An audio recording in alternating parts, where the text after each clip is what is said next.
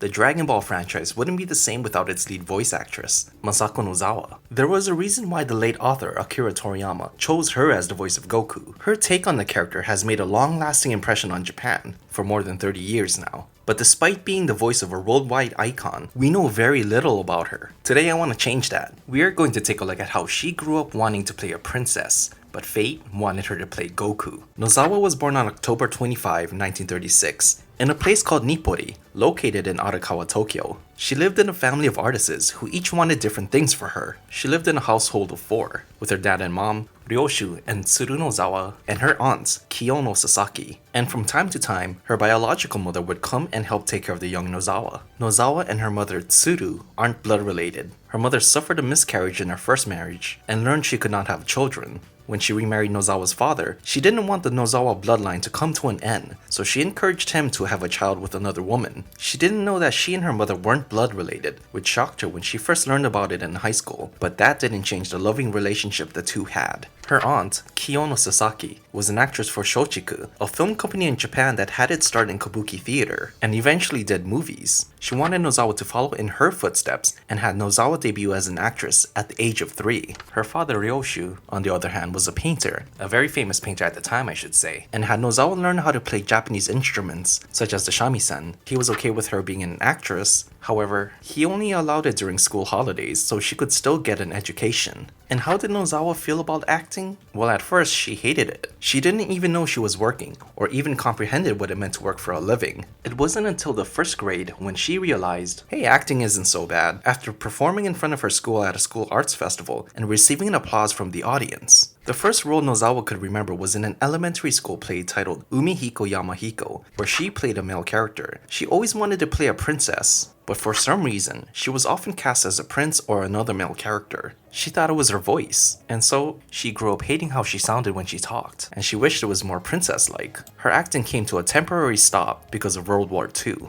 Her father moved the family to Tone District, now known as Numata, in Gunma Prefecture, in order to escape the air raids. Here, Nozawa spent the rest of her school days until she graduated high school. Gunma is located outside of Tokyo and is one of the landlocked prefectures in Japan. It had its own culture and dialect, different from the capital of Japan, which provided a lot of first experiences for Nozawa. However, despite joining many clubs, Nozawa's mind was still set on becoming an actress. She wanted to perform in stage theater instead of in films, which upset her aunt, because according to her, performing in theater will not earn you a lot of money. Her aunt wanted her to become a television and film actress and follow in her footsteps. But when Nozawa entered high school, her aunt gave up and introduced Nozawa to a producer at NHK, who then introduced her to a theater group which she had to attend in secret because her father wanted her to focus on her studies. This theater group was called Toge, and her first play as a stage actress was in an adaptation of Kazuo Kikuda's book, The Abortion Doctor, where she played an 80-year-old assistant to the lead actress, who was played by Kazuko Hata, someone older than her.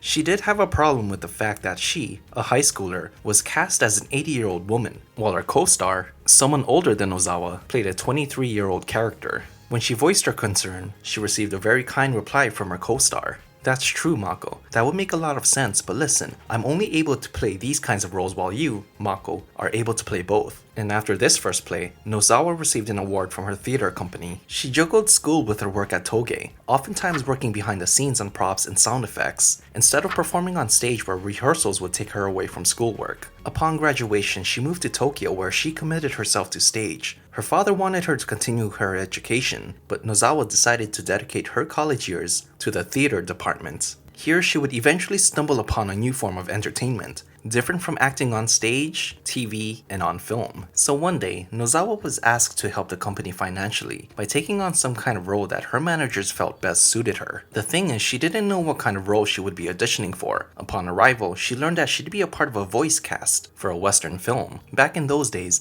a lot of people who went to go see Western films were an older audience who struggled reading subtitles. So their preferred method of consuming these movies were through dubs. But these dubs weren't recorded, but rather performed live. While the movie was playing, the voice cast were expected to read their script aloud. Nozawa doesn't remember the name of the movie she dubbed, but she does remember that she was cast as the voice of a young male character. Why do I have to voice a boy? I'm a woman, she complained. The production staff felt that an adult male's voice was too deep, so they wanted to cast an actress for the part of a young male. Nozawa was pretty upset about this, but deep down she wanted to help her company, so she accepted the part. She became more involved with dubbing of Western films, continually getting cast in the roles of young men. She became so consumed with dubbing films that she didn't have time to continue any work as a stage actress. In 1963, the godfather of manga, Osamu Tezuka, made one of his dreams come true by turning his manga Astro Boy into an animated television program. Nozawa was part of that production and voiced some of the background characters, and here is when she entered the world of anime. For the next 5 years, she received many roles, some lead roles, and many small roles, and the majority of them were male characters. Despite being a regular in some of these productions, she still considered voice acting as just a part-time job to support herself and her company. She also found voice acting frustrating at times, because back then, if you messed up a line, you wouldn't be able to preserve the parts that were fine, and instead, you'd have to record everything from the beginning. And despite these struggles, sometime into her career, she came to love voice acting. In 1968, she landed a major role as lead in the first anime adaptation of Gegege no Kitaro, and once again a few years later, as Tetsuro in Galaxy Express 39.